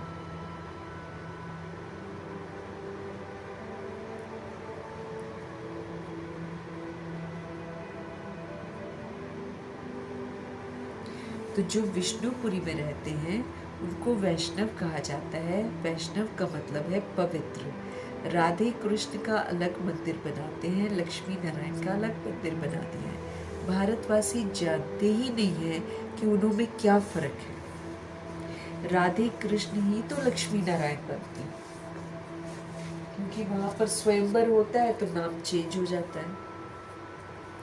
कृष्ण जी नारायण कहलाते हैं और राधे जी लक्ष्मी कहलाती है। तो बाबा कह रहे राधे कृष्ण ही लक्ष्मी नारायण बनते हैं, ये किसी को भी पता नहीं है। वो है बचपन का रूप और वो है बड़ेपन का रूप। लक्ष्मी नारायण के छोटेपन के चित्र कोई है ही नहीं। लक्ष्मी नारायण को सतयुग में, राधे कृष्ण को द्वापर में ले गए। अभी तुम रचता बाप और रचना के आदि मध्य अंत को जानते हो कि बाबा कैसे आते हैं, कैसे हमको रचते हैं, कैसे अडॉप्ट करते हैं, सारा कुछ हमें बाबा बताते हैं।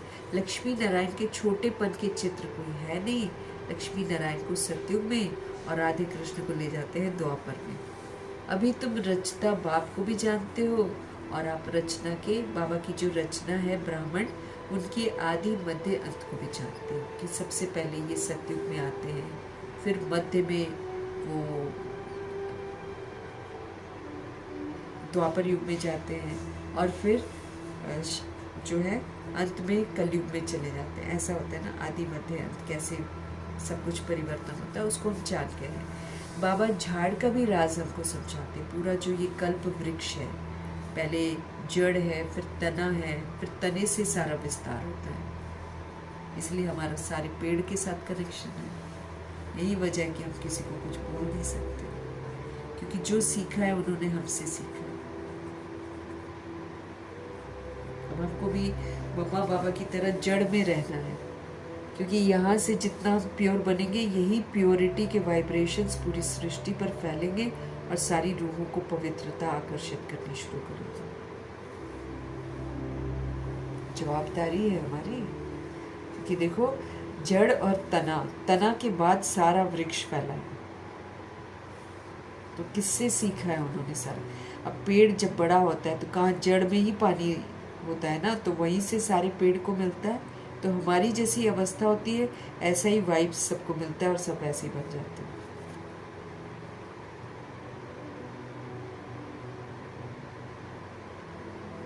तो भगवान ब्राह्मणों को रचते हैं और ब्राह्मणों का फिर आदि मध्य अंत जो है वो उनको पता चलता है कि आदि में वो देवता बनते हैं, और फिर क्षत्रिय, फिर वैश्य बनते हैं मध्य में, फिर अंत में शूद्र जब बन जाते हैं, फिर बाबा आते हैं, फिर से अडॉप्ट करते हैं, फिर से श्रेष्ठ बनाते हैं उनको। बाबा झाड़ का भी राज हमको समझाते हैं, ड्रामा का भी राज समझाते हैं। झाड़ को देखने से समझेंगे कि शंकराचार्य तो कलयुग में आते हैं। अगर हम झाड़ को देखेंगे तो हम क्या देखेंगे कि शंकराचार्य तो कलयुग में आते हैं। सन्यासियों की डिनेस्टी सतयुग में तो हो ही नहीं सकती है, ये लोग सब तो बाद में आते हैं।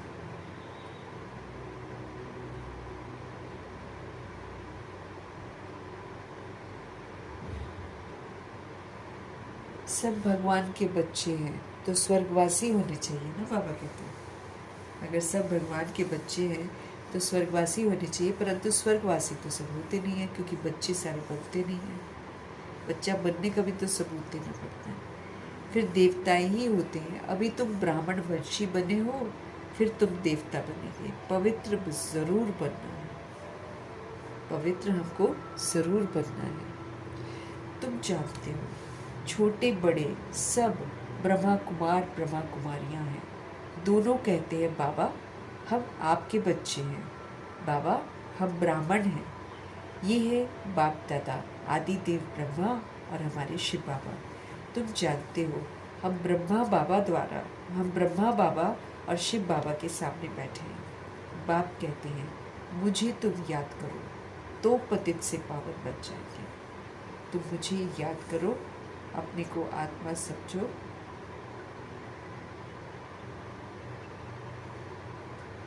तो अपने को आत्मा समझना है। तुम जानते हो हम ब्रह्मा बाबा और शिव बाबा के सामने बैठे हैं। अब बाबा कहते हैं मुझे याद करो, अपने को आत्मा समझकर हमको बाबा को याद करना है। पतित से पावन हमको बनना है।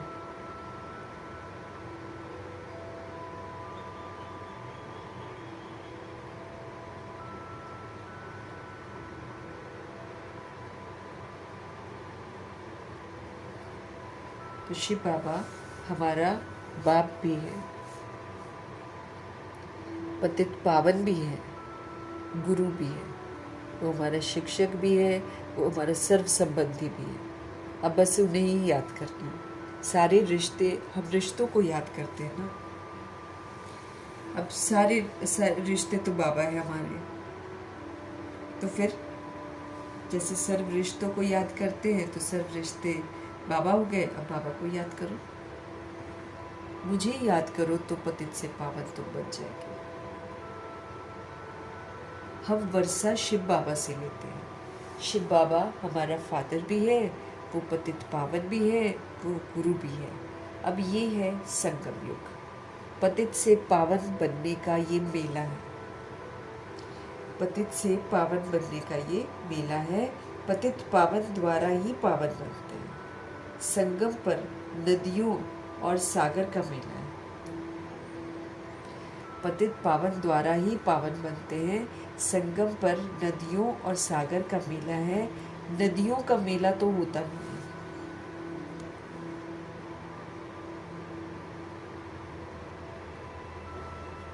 नदियों का मेला तो होता नहीं है।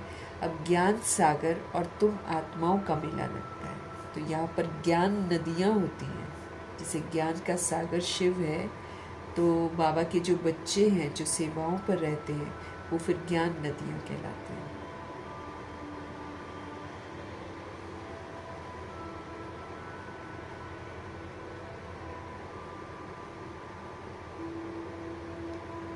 बाबा कह रहे हैं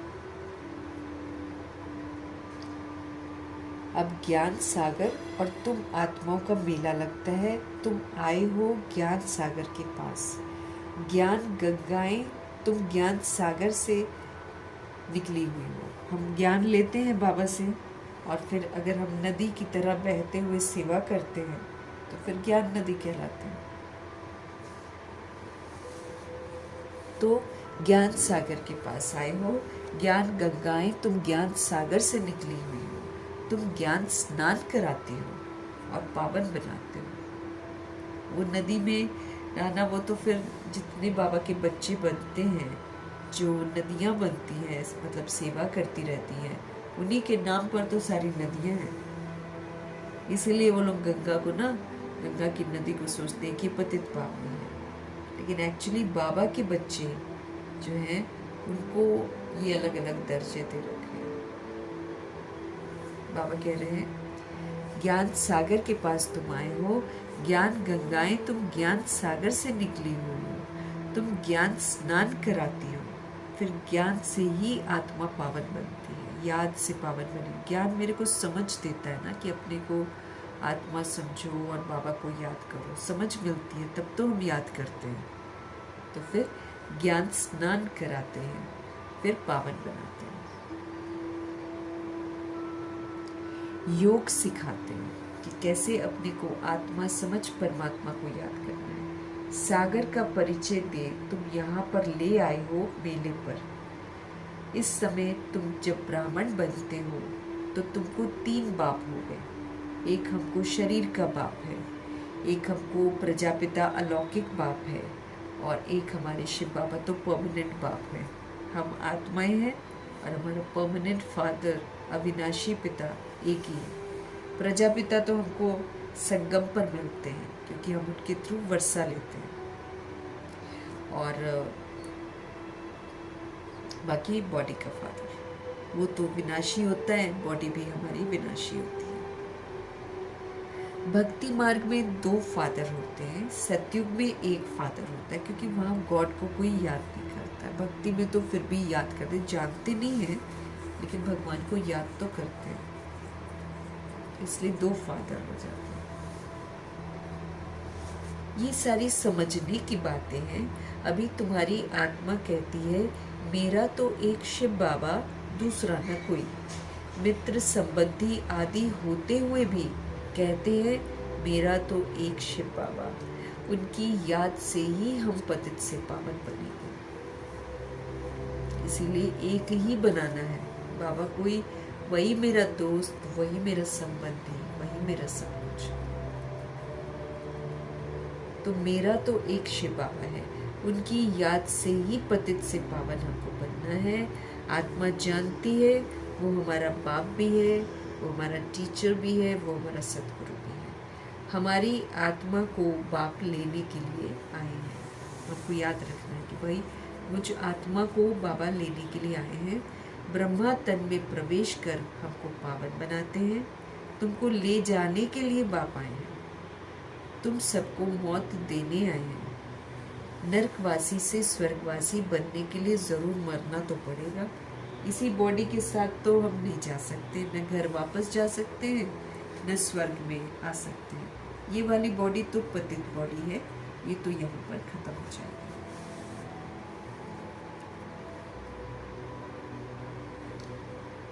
ब्रह्मा तन में प्रवेश कर मैं तुम्हें पावन बनाता हूँ। तुमको ले जाने के लिए बाप आए हैं। तुम सबको मौत देने के लिए आए हैं। नरकवासी से स्वर्गवासी बनने के लिए बाबा कहते बॉडी तो तुमको छोड़नी पड़ेगी, मरना तो तुमको पड़ेगा ही। तुम्हारी इस देह को खत्म कराए बाकी आत्माओं को मैं ले जाऊंगा। बाप कहते हैं तुमको मैं जियत दान देता हूँ। तुम तो मरे हुए से बदतर जिंदगी जी रहे हो, अधमरे हैं ना, तो बदतर जिंदगी हम जी रहे हैं। तो भगवान जी तो आकर हमको जियदान देते हैं, हमको सुरजीत करते हैं, हमको होश में लाते हैं कि हम हैं कौन।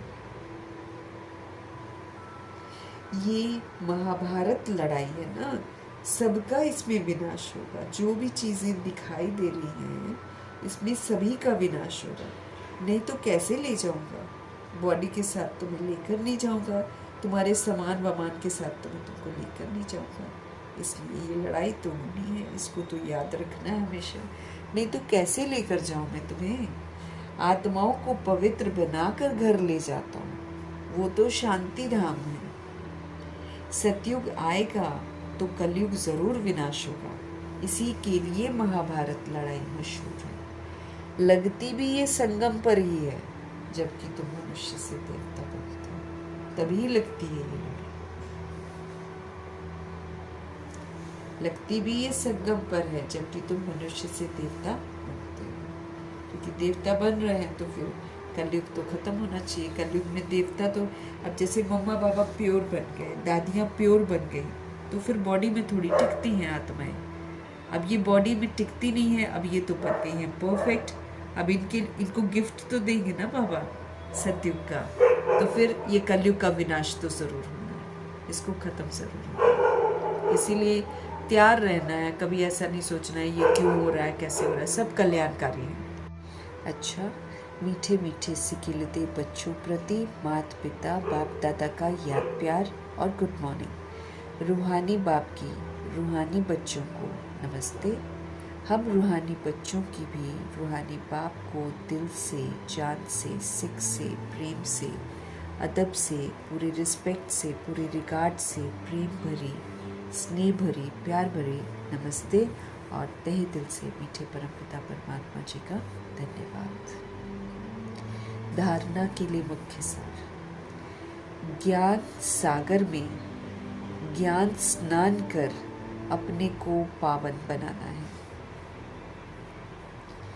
ज्ञान सागर में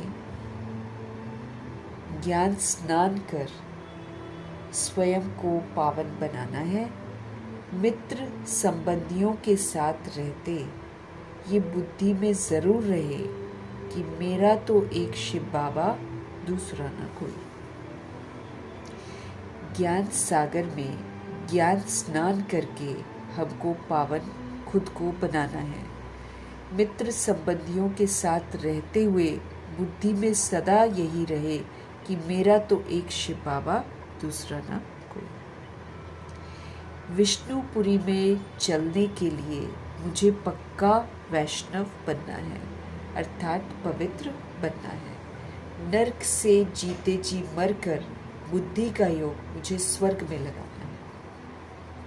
नरक से जीते जी मरकर मुझे बुद्धि का योग स्वर्ग में लगाना है। मीठे प्यारे शिव बाबा हमको धारणा करने का होमवर्क दे रहे हैं कि ज्ञान सागर में ज्ञान स्नान करो, अपने को पावन बनाओ।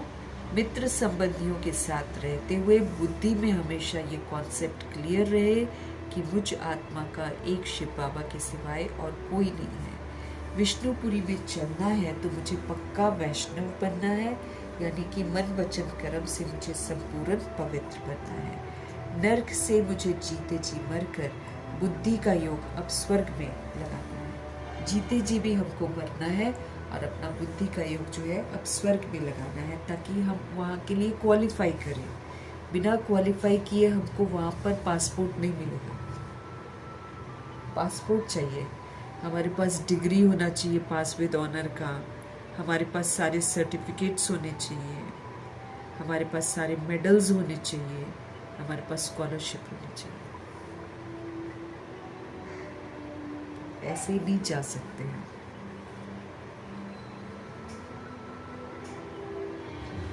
सतगुरु जी का आज का वरदान। एक लगन, एक भरोसा, एक रस अवस्था द्वारा सदा निर्विघ्न बनने वाले निवारण स्वरूप भव। एक लगन चाहिए, एक भरोसा चाहिए, एक रस अवस्था चाहिए, मतलब निरंतर प्रोग्रेस। अब ये नहीं कभी लगन लगी कभी नहीं लगी, कभी बाबा पर भरोसा किया कभी नहीं किया, ऐसे नहीं। एक रस अवस्था, आगे बढ़ते जाना है। आज से कल बेहतर और अभी एक सेकंड से अगला सेकंड बेहतर। एक रस अवस्था द्वारा सदा निर्विघ्न बनना है। निर्विघ्न बनने वाले निवारण स्वरूप भव। कोई भी विघ्न आया, अचल अडोल शांत स्थिर होकर उसको पार करना है। कोई भी विघ्न,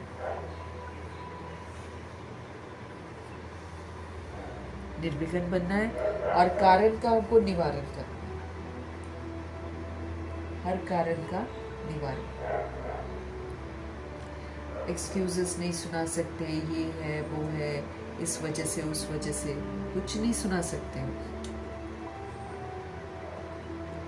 सदा एक बाप की लगन में रहो, बाप के कर्तव्य की लगन में ऐसे मगन रहो जो संसार में कोई भी वस्तु, कोई भी व्यक्ति है भी ये अनुभव ही ना हो। हाँ, जैसे मम्मा पापा वो थे तब ऐसे। क्या कह रहे भगवान? सदा एक बाप की लगन में मगन रहो, बाप के कर्तव्य की लगन में आप ऐसे मगन रहो जो संसार में कोई भी वस्तु या व्यक्ति है भी ये भी मुझे अनुभव ना हो।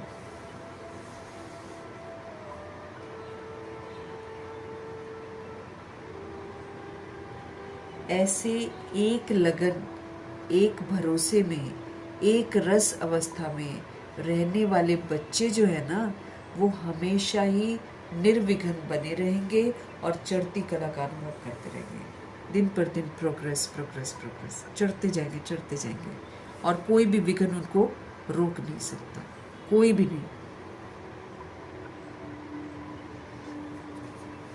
सब में अचल अडोल शांत स्थिर रहेंगे।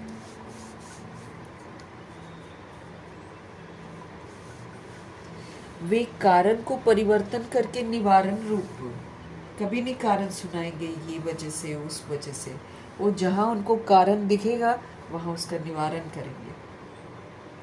वे कारण को परिवर्तन करके निवारण रूप बना देते हैं।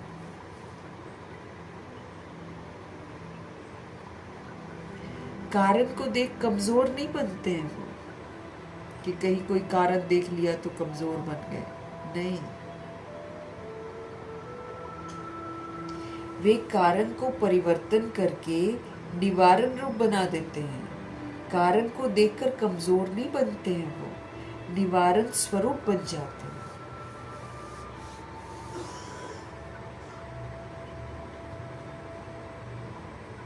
उनके पास सल्यूशन रहता है, सारी चीजों का निवारण कर देंगे।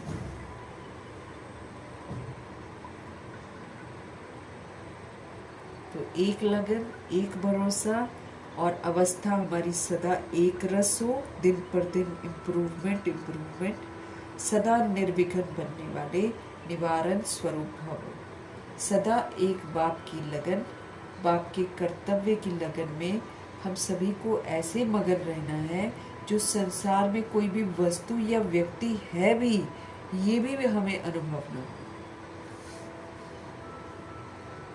ऐसे एक लगन, एक भरोसे में, एक रस अवस्था में रहने वाले जो बच्चे हैं वो कभी भी विघ्नों से डरते नहीं हैं। वो निर्विघ्न रहकर चढ़ती कला का अनुभव करते हैं। वे कारण को परिवर्तन करके निवारण रूप बना देते हैं। कारण को देखकर कभी भी वो कमजोर नहीं बनते हैं, निवारण स्वरूप बन जाते हैं। ये कारण आ गया, वो कारण आ गया, कभी कमजोर नहीं बनते बल्कि निवारण स्वरूप बन जाते हैं।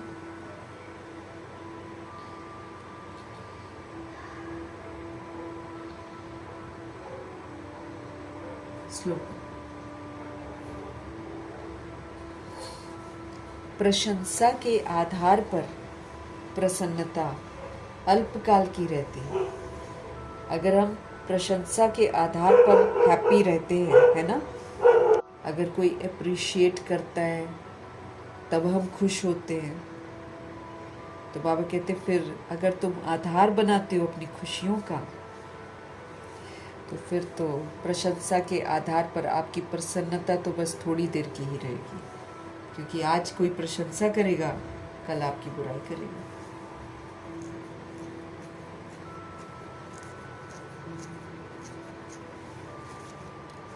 कोई भी आत्मा, सपोज करो कोई खेलता है, कोई कुछ अच्छा करता है, तो तारीफों के पुल बांध देंगे।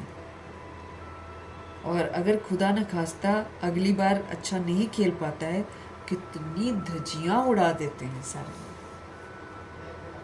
तो ये दुनिया ऐसी है। अगर हम सोचेंगे कि प्रशंसा के आधार पर हम खुश रहें, फिर तो बाबा कहते तुम्हारी खुशियां बस थोड़े पल की हैं, क्योंकि आज जो आपकी प्रशंसा कर रहे हैं, कल वो आपकी निंदा भी करेगा। और वो हमेशा आपकी प्रशंसा थोड़ी करता रहेगा। आज करेगा, थोड़ी देर बाद उसको गुस्सा आ जाएगा तो आपकी बुराई कर देगा, खुशी गायब। इसलिए बाबा बोलते कभी भी प्रसन्न रहने के लिए आधार मत बनाओ। तुम मेरे साथ रहो। बाबा कभी किसी को नाखुश नहीं करेगा। बाबा तो खुशियों का सागर है। तो अगर हम बाबा को आधार बनाते हैं तब हम हमेशा हैप्पी रहेंगे। लेकिन अगर हम किसी वस्तु वैभव को या किसी व्यक्ति को आधार बनाते हैं अपनी खुशी का, तो फिर तो थोड़े पल की ही खुशी है। अव्यक्त इशारे हमको मिल रहे हैं। ज्वाला स्वरूप स्थिति में रहकर शक्तिशाली याद का अनुभव करो। ज्वाला स्वरूप स्थिति में रहकर शक्तिशाली याद का अनुभव करो। ज्वाला स्वरूप की स्थिति का अनुभव करने के लिए निरंतर याद की जो ज्वाला है वो प्रज्वलित रहे। निरंतर याद की सदा वो प्रज्वलित रहे। इसकी सहज विधि है कि सदा अपने को क्या समझो, सारथी समझो और साक्षी समझ कर चलो। मैं सारथी हूँ और मैं साक्षी हूँ। आत्मा इस रथ की सारथी है। आत्मा जो है ना, वो इस रथ की सारथी है। ये स्मृति स्वतः ही इस रथ से व किसी भी प्रकार के देह भान से न्यारा बना देती है। जब हम सारथी की स्मृति में रहते हैं कि आत्मा जो है इस रथ की सारथी है, जब ये स्मृति स्वतः ही रहती है तो फिर ये जो रथ है ना, देह, इससे किसी भी प्रकार का देह भान जो होता है ना, उससे न्यारे बन जाते हैं। स्वयं को सारथी समझने से सारी कर्म इंद्रियां जो है वो हमारे कंट्रोल में रहती है। अगर हम सारथी समझते हैं अपने आप को, तो फिर सारी कर्म इंद्रियां जो है वो हमारे कंट्रोल में रहती है। सूक्ष्म शक्तियां, मन, बुद्धि, संस्कार भी ऑर्डर प्रमाण चलते हैं। मन, बुद्धि, संस्कार जो है ये हमारे सटल पावर्स हैं, तो ये भी ऑर्डर के प्रमाण ही चलते हैं। तो अव्यक्त इशारे हैं। ज्वाला स्वरूप स्थिति में रहकर शक्तिशाली याद का अनुभव करो। ज्वाला स्वरूप की स्थिति का अनुभव करने के लिए हमको निरंतर याद की ज्वाला प्रज्वलित करनी है। बाबा की यादों में रहना है। इसकी सहज विधि है, सदा हम अपने को सारथी समझें और साक्षी समझकर चलें, डिटैच, न्यारा समझकर चलें। आत्मा इस रथ की सारथी है, चलाने वाली है इस रथ को, शरीर रूपी रथ को। जब हम ये स्मृति सदा रखते हैं कि हम सारथी हैं, तो फिर इस रथ यानी कि देह से और किसी भी प्रकार के देह भान से न्यारे हो जाते हैं। स्वयं को सारथी समझने से हमारी जितनी कर्म इंद्रियां हैं वो हमारे कंट्रोल में रहती हैं। सूक्ष्म शक्तियां, मन, बुद्धि, संस्कार भी फिर ऑर्डर के प्रमाण चलते हैं। हमारी सारी कर्म इंद्रियां और फिर हमारी सूक्ष्म सटल पावर्स जितनी भी है, मन, बुद्धि, संस्कार, ये भी ऑर्डर के प्रमाण चलते हैं।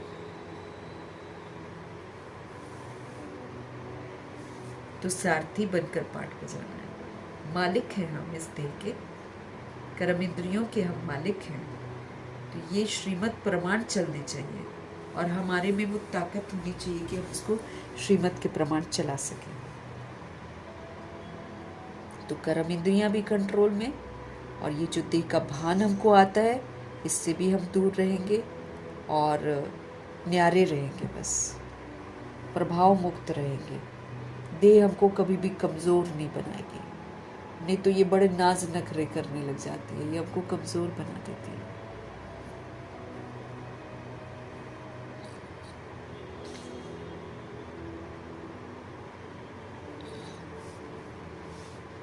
मीठे परमात्मा जी का, उनकी मीठी समझाने के लिए धन्यवाद। ब्रह्मा माँ का धन्यवाद, जगदम्बा माँ का धन्यवाद, गुलजार दादी जी का धन्यवाद, अष्टरत्नों का धन्यवाद, नवग्रहों का धन्यवाद, एडवांस पार्टी की सारी सोल्स का धन्यवाद, बची हुई जितनी भी आत्माएं हैं सबका धन्यवाद, 5 तत्वों का धन्यवाद, ड्रामा का धन्यवाद, प्रकृति का धन्यवाद, माया का धन्यवाद, यमदूत का धन्यवाद, करोड़ों की आबादी का धन्यवाद, साधनों का धन्यवाद, साधन में रहने वालों का धन्यवाद, साथ में रहने वाले सोल्स का धन्यवाद, सहयोगी आत्माओं का धन्यवाद, अविनाशी खजानों का धन्यवाद, समय का धन्यवाद, शरीर रूपी इंस्ट्रूमेंट का धन्यवाद, आप सभी सोल्स का धन्यवाद, सृष्टि की मेहमान नवाजी का तहे दिल से धन्यवाद करेंगे।